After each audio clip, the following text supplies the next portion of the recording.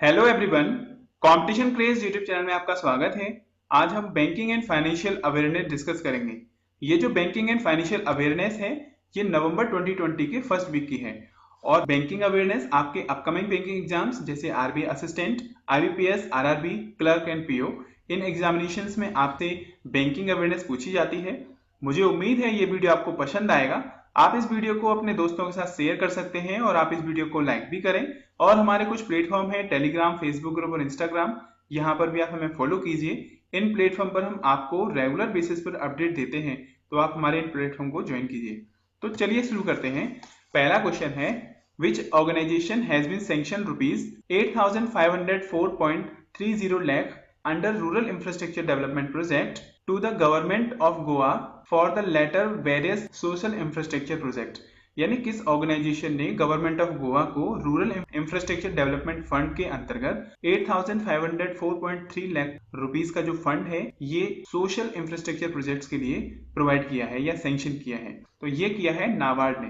देखो, नाबार्ड एक development bank है। इन्होंने गवर्नमेंट ऑफ गोवा को रूरल इंफ्रास्ट्रक्चर डेवलपमेंट फंड के माध्यम से जो गोवा के वेरियस सोशल इंफ्रास्ट्रक्चर प्रोजेक्ट्स हैं, उनको कंप्लीट करने के लिए 8504.30 लाख रुपीस का फंड सैंक्शन किया है। इसके माध्यम से जो सोशल इंफ्रास्ट्रक्चर प्रोजेक्ट्स हैं, उनको इस फंड के माध्यम से कंप्लीट किया जाएगा। तो आपको याद रखना है। अब बात करते हैं हम नाबार्ड की। तो नाबार्ड के चेयरमैन हैं गोविंदा राजुलू चिंताला। इसको फाउंड किया गया था 12 जुलाई 1982 में। इसका हेडक्वार्टर है मुंबई, महाराष्ट्र में।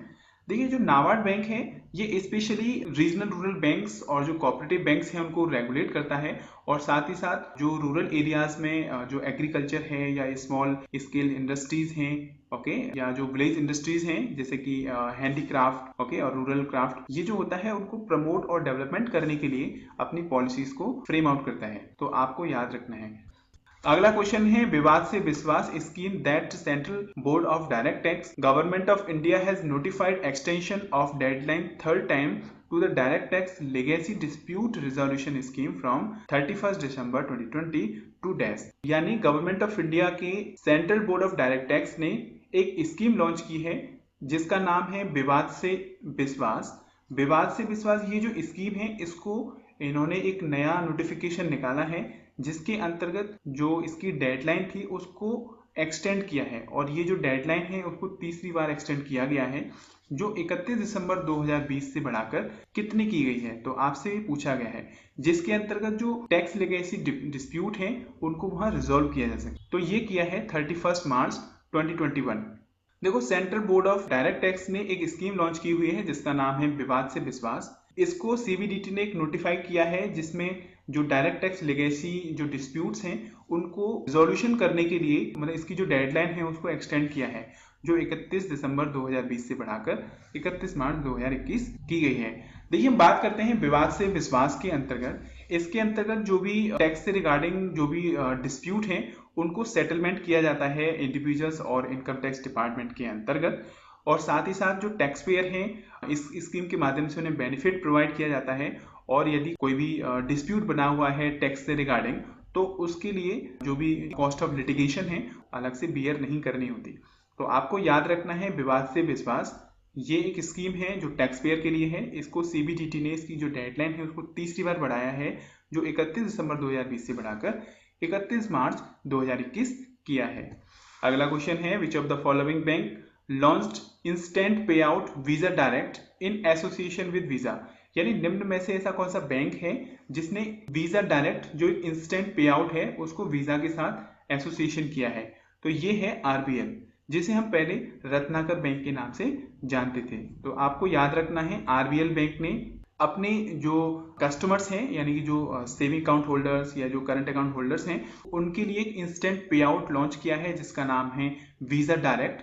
और वीजा डायरेक्ट के लिए एसोसिएशन किया है वीजा के साथ, जिसके अंतर्गत जो सेविंग अकाउंट होल्डर हैं अपना फंड इजीली ट्रांसफर कर सकते हैं और साथ ही साथ जो उनका अकाउंट है उसको, अपने जो अकाउंट्स डिटेल्स हैं उनको सेफ एंड सिक्योर रख सकते हैं। तो आपको याद रखना है, आरबीएल बैंक ने वीजा के साथ एक एसोसिएशन किया है जिसमें इन्होंने इंस्टेंटली पे आउट वीजा डायरेक्ट को लॉन्च किया है। अब बात करते हैं आरबीएल की। तो इसके एमडी एंड सीईओ हैं विश्ववीर आहूजा। विश्ववीर आहूजा अगला क्वेश्चन है, Government of India provided which amount to regional rural banks in order to meet regulatory capital requirement. यानी गवर्नमेंट ऑफ इंडिया ने रीजनल रूरल बैंक्स को कितना अमाउंट दिया है जिससे कि जो कैपिटल एडुकेशन रिक्वायरमेंट्स है उसको फुलफिल कर सकें। तो ये दिया है 670 करोड़ रुपीस। देखो, गवर्नमेंट ऑफ इंडिया ने रीजनल रूरल बैंक्स को 670 करोड़ रुपीस का फंड प्रोवाइड किया है जिससे कि आरआरबीज अपने capital to risk weighted assets ratio को इंक्रीज कर सकें। एक रिपोर्ट के अनुसार बताया गया कि जो 43 आरआरबीज हैं उनमें से 1/3 ऐसी हैं जो फाइनेंशियल ईयर 20 में लॉस है उसे सफर कर रही हैं। जो नॉर्थ ईस्टर्न और जो ईस्टर्न रीजन की जो बैंक्स हैं उनको जो कैपिटल एडुकेशन रिक्वायरमेंट रेशियो है उसके लिए फंड की नीड है, जिसमें उन्हें मिनिमम 9% का जो CAR है उसको मेंटेन करना होता है। ओके, तो इसके लिए गवर्नमेंट ऑफ इंडिया ने जो रीजनल रूरल बैंक्स हैं उसमें कैपिटल इन्फ्यूज किया है। ओके, और जो 45 जो आरआरबीज हैं उनमें से करीब 17 बैंक्स ऐसी हैं जिनका CRAR है वो 9% से बिलो था और 6 आरआरबीज ऐसी हैं जिनका CRAR जो नेगेटिव चल रहा था। इसको देखते हुए national bank for agriculture and rural development और आरआरबीज की ग्रुप ने एक रिपोर्ट जारी की जिसमें बताया कि फाइनेंशियल ईयर 2020 में जो आरआरबीज हैं इनमें करीब 2206 करोड़ रुपीस का लॉस हुआ है। ओके, और बात करें फाइनेंशियल ईयर 2019 की तो इसमें 652 करोड़ रुपीस का लॉस हुआ है।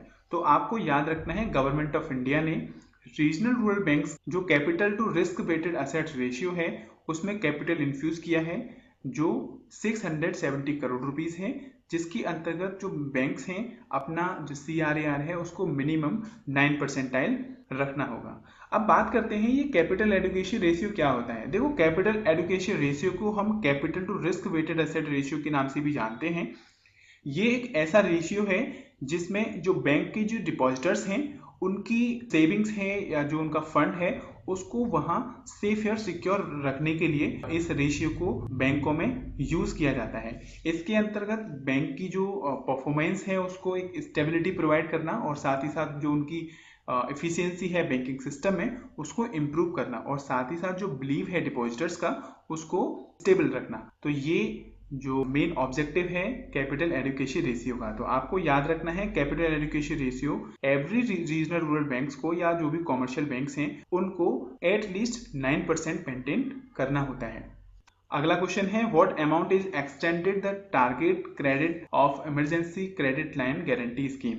यानी कि targeted credit of emergency credit line guarantee scheme के तहत कितना फंड एक्सटेंड किया है। तो ये किया है 3 lakh crore rupees. Target credit of emergency credit line guarantee scheme के तहत गवर्नमेंट ऑफ इंडिया ने 3 लाख करोड़ रुपीस का फंड एक्सटेंड किया है। अगला क्वेश्चन है, AU small finance bank has sign an agreement with which company as corporate agent for health insurance product.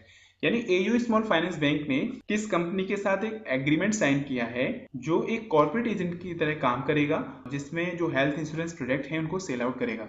तो ये किया है केयर हेल्थ इंश्योरेंस ने। देखिए, AU स्मॉल फाइनेंस बैंक ने केयर हेल्थ इंश्योरेंस के साथ एक एग्रीमेंट या एक MOU साइन किया जिसमें जो हेल्थ केयर प्रोडक्ट हैं वह AU स्मॉल फाइनेंस बैंक के माध्यम से सेल आउट किए जाएंगे। तो आपको याद रखना है यहाँ पर जो AU स्मॉल फाइनेंस बैंक है ये केयर हेल्थ इंश्योरेंस जो इंश्योरेंस कंपनी है इसमें कॉर्पोरेट एजेंट की तरह काम करेगा जिसमें हेल्थ केयर जो इंश्योरेंस प्रोडक्ट हैं उनको सेल आउट करेगा। देखिए, जो केयर हेल्थ इंश्योरेंस कंपनी है इसको हम पहले रेली केयर हेल्थ इंश्योरेंस कंपनी के नाम से जानते थे, जिसका अभी हाल ही में जो नेम है इसमें बदलाव किया गया है। तो आपको याद रखना है केयर हेल्थ इंश्योरेंस के साथ AU स्मॉल फाइनेंस बैंक ने टाई अप किया है। अगला क्वेश्चन है, which campaign launched by National Payment Corporation of India offering its users compiling benefits and attractive discount this festive season. यानी National Payment Corporation of India ने एक campaign launch किया है जिसमें इस फेस्टिव सीजन के दौरान जो बेनिफिट्स हैं या जो अट्रैक्टिव डिस्काउंट हैं अपने यूजर्स को प्रोवाइड करेगा। तो ये किया है रुपे फेस्टिव कार्निवल। देखिए, NPCI ये एक अम्ब्रेला ऑर्गेनाइजेशन है रिजर्व बैंक ऑफ इंडिया की। इन्होंने एक कार्निवल चलाया जिसका नाम है रुपे फेस्टिव कार्निवल।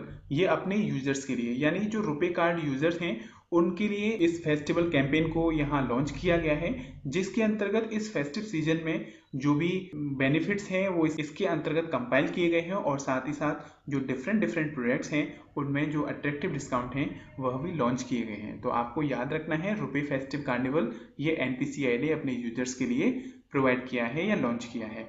अगला क्वेश्चन है, Asian development bank approved a USD 132.8 million loan to modernise power distribution network in which state. यानी एशियन डेवलपमेंट बैंक ने 132.8 मिलियन डॉलर का जो लोन है ये पावर डिस्ट्रीब्यूशन नेटवर्क को मॉडर्नाइज करने के लिए अप्रूव किया है। तो आपसे पूछा है ये जो फंड है या ये जो लोन है ये किस स्टेट में अप्रूव किया गया है, तो ये किया गया है मेघालय में। देखिए, एशियन डेवलपमेंट बैंक ने मेघालय में जो पावर डिस्ट्रीब्यूशन नेटवर्क है उसको मॉडर्नाइज करने के लिए 132.8 मिलियन डॉलर का जो लोन है वह प्रोवाइड किया जाएगा, जिससे कि जो वहाँ पावर डिस्ट्रीब्यूशन का जो नेटवर्क है उसको मॉडर्नाइज किया जा सके, और साथ ही साथ जो वहाँ जो हाउस होल्ड हैं या जो हाउस होल्ड इंडिविजुअल्स हैं उनको प्रॉपर पावर डिस्ट्रीब्यूशन है वो प्रोवाइड की जा सके। ओके, और साथ ही साथ जो इंडस्ट्री है वहाँ उनको भी डेवलपमेंट किया जा सके। तो आपको याद रखना है, एशियन डेवलपमेंट बैंक ने मेघालय स्टेट में पावर डिस्ट्रीब्यूशन नेटवर्क को मॉडर्नाइज करने के लिए 132.8 मिलियन डॉलर का फंड प्रोवाइड किया है। अगला क्वेश्चन है, what is the full form of NFC. NFC की फुल फॉर्म क्या है?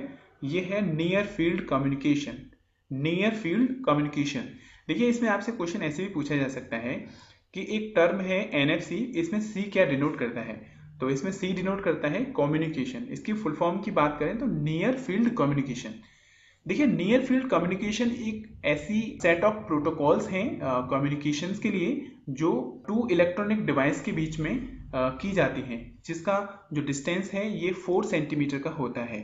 ओके, और यहाँ जो एनएफसी है ये लो स्पीड कनेक्शन है, जिसमें बूट स्ट्रैप के माध्यम से ये वायरलेस कनेक्शन किया जाता है, और जिसमें जो दो इलेक्ट्रॉनिक डिवाइस हैं उनके बीच में कम्युनिकेट होता है, देन ट्रांजिशन आप कर सकते हैं। देखो, जो नियर फील्ड कम्युनिकेशन है ये मोस्टली हम पेमेंट सिस्टम में यूज किया जाता है, तो आपको याद रखना है नियर फील्ड कम्युनिकेशन इसका फुल फॉर्म है। अगला क्वेश्चन है, which country provided a cheque of 1 billion Nepali rupees to Nepal for housing construction projects. यानी किस कंट्री ने चेक के रूप में 1 बिलियन नेपाली रुपीज नेपाल को प्रोवाइड किए हैं, जिससे कि वहां के जो हाउसिंग रिकंस्ट्रक्शन प्रोजेक्ट हैं उनको कंप्लीट किया जा सके। तो ये किया है इंडिया ने। देखिए, इंडिया ने नेपाल को 1 बिलियन नेपाली रुपीज प्रोवाइड किए हैं, जिससे कि नेपाल के जो हाउसिंग रिकंस्ट्रक्शन प्रोजेक्ट हैं उनको कंप्लीट किया जा सके। तो आपको याद रखना है ये जो फंड है ये इंडिया ने प्रोवाइड किया है। अगला क्वेश्चन है, dash partnered with SBI card along with Visa to launch को branded credit card two variants. यानी किस कंपनी ने SBI कार्ड के साथ पार्टनरशिप की है और साथ ही साथ वीजा के साथ भी, जिसमें मिलकर इन्होंने को ब्रांडेड क्रेडिट कार्ड को 2 वेरिएंट्स में लॉन्च किया है। तो ये किया है पेटीएम ने। देखो, पेटीएम, SBI कार्ड और वीजा ने मिलकर एक को ब्रांडेड क्रेडिट कार्ड अपने जो यूजर्स हैं उनके लिए लॉन्च किया है। ओके, तो आपको याद रखना है ये इनका सेकंड वर्जन है जो SBI कार्ड ने पेटीएम और वीजा के साथ मिलकर लॉन्च किया है। इससे पहले पेटीएम ने अपना जो पहला को ब्रांडेड क्रेडिट कार्ड था इसको लॉन्च किया था, जिसका नाम दिया था पेटीएम फर्स्ट कार्ड। ओके, और इसके लिए पेटीएम ने कोलैबोरेशन किया था सिटी बैंक के साथ। तो ये था फर्स्ट, और सेकंड जो किया है ये SBI कार्ड और वीजा के साथ मिलकर इन्होंने को ब्रांडेड क्रेडिट कार्ड को लॉन्च किया है। अगला क्वेश्चन है, which bank launched India's first comprehensive banking programme for millennial customer. यानी किस बैंक ने अपना इंडिया का फर्स्ट कॉम्प्रिहेंसिव बैंकिंग प्रोग्राम को लॉन्च किया है, मिलेनियल कस्टमर्स के लिए प्रोवाइड किया जाएगा। तो ये किया है ICICI बैंक ने। देखिए, ICICI बैंक ने अपने मिलेनियल कस्टमर्स के लिए इंडिया का first comprehensive banking programme launch किया है। देखिए, इस कॉम्प्रिहेंसिव प्रोग्राम के अंतर्गत जो इनके मिलेनियल कस्टमर्स हैं उनको जो स्पेशल फीचर्स हैं वो प्रोवाइड किए जाएंगे, और साथ ही साथ जो बैंकिंग इंडस्ट्री का जो कस्टमर्स को जो बैंकिंग एक्सपीरियंस है उसको इन्हांस किया जाएगा, जिससे कि जो इनके यूजर्स हैं अपनी सेविंग को इंक्रीज कर सकें, और साथ ही साथ जो बैंकिंग जो फैसिलिटी है उनको सेफ और सिक्योर बनाया जा सके और इजी और कन्वीनियंट बनाया जा सके। तो आपको याद रखना है, इंडिया का फर्स्ट कॉम्प्रिहेंसिव बैंकिंग प्रोग्राम ये आईसीआईसी बैंक ने अपने मिलेनियल कस्टमर्स के लिए लॉन्च किया है। अगला क्वेश्चन है, which social media messaging app got approval to launch a payment system on unified payment interface in the multi bank model in India. यानी किस सोशल मीडिया या मैसेजिंग ऐप को पेमेंट सिस्टम के लिए अप्रूवल दिया है unified payment interface के लिए, इसमें जो मल्टी बैंकिंग मॉडल है इंडिया में उनके माध्यम से इस सिस्टम को लॉन्च किया जाएगा। तो ये किया है व्हाट्सएप के लिए। देखिए, व्हाट्सएप एक सोशल मीडिया या एक मैसेजिंग ऐप है जैसे जनरली आप सभी लोग यूज करते होंगे। इसमें एक नया फीचर इनेबल किया है बैंकों के माध्यम से। इसके अंतर्गत आप व्हाट्सएप के माध्यम से जो पेमेंट सिस्टम है उसको यूपीआई के माध्यम से इजीली सेटलमेंट कर सकते हैं। ओके, और ये जो व्हाट्सएप है इसके अंतर्गत बैंकों के माध्यम से जो 10 रीजनल लैंग्वेज हैं इसमें अपने जो बैंकिंग ट्रांजैक्शन हैं उसको यूपीआई के माध्यम से उनको पेमेंट सेटल कर सकते हैं। ओके, तो आपको याद रखना है व्हाट्सएप के लिए मल्टी बैंकिंग मॉडल है इंडिया में, उनके माध्यम से यूपीआई प्लेटफॉर्म को सोशल मीडिया ऐप व्हाट्सएप पर लॉन्च किया गया है। अगला क्वेश्चन है, $600 million is the new foreign investment limit per mutual fund house as per the circular issued by. देखो, 600 मिलियन का जो न्यू फॉरेन इन्वेस्टमेंट लिमिट है म्यूचुअल फंड्स के लिए हाउसिंग में, तो इसको किसने इश्यू किया है? तो ये किया है सेबी ने। देखो, सेबी एक स्टैट्यूटरी बॉडी है जो म्यूचुअल फंड्स और जो सिक्योरिटी मार्केट होता है उसको रेगुलेट करता है। इसमें न्यू फॉरेन इन्वेस्टमेंट जो लिमिट है म्यूचुअल फंड्स के लिए उसको 600 मिलियन तक अप्रूवल दिया है। ओके, इससे पहले हम बात करें, सेबी ने म्यूचुअल फंड्स के अंतर्गत जो न्यू फॉरेन इन्वेस्टमेंट था उसको 300 मिलियन रखा था, जिसको 2 टाइम इंक्रीज किया है, जिसमें आप म्यूचुअल फंड्स के अंतर्गत जो न्यू फॉरेन इन्वेस्टमेंट लिमिट है उसको $600 मिलियन तक कर सकते हैं। अब बात करें हम सेबी की, यानी कि securities exchange board of India, इसके चेयरमैन हैं अजय त्यागी। इसको फाउंड किया गया था 12 अप्रैल 1982 में और इसका हेडक्वार्टर है मुंबई, महाराष्ट्र में।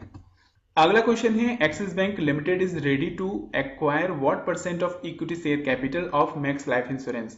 यानी एक्सिस बैंक ने मैक्स लाइफ इंश्योरेंस में कितना % स्टेक इक्विटी शेयर कैपिटल के रूप में एक्वायर किया है? तो ये किया है 19%। देखिए, एक्सिस बैंक ये एक इंडिया का प्राइवेट बैंक है। इन्होंने मैक्स लाइफ इंश्योरेंस कंपनी में इक्विटी शेयर कैपिटल को 19% का जो स्टेक है उसको एक्वायर किया है। तो आपको याद रखना है। तो फ्रेंड्स, यही थे कुछ important current banking awareness questions. मुझे उम्मीद है ये वीडियो आपको पसंद आया होगा। आप इस वीडियो को अपने दोस्तों के साथ शेयर कर सकते हैं और हमने इस वीडियो का पीडीएफ लिंक आपको टेलीग्राम चैनल पर प्रोवाइड किया है, वहां से आप इस पीडीएफ को डाउनलोड कर सकते हैं। मुझे उम्मीद है ये वीडियो आपको पसंद आया होगा। आप इस वीडियो को अपने दोस्तों के साथ शेयर करें, वीडियो को लाइक करें। Thank you friend, have a nice day.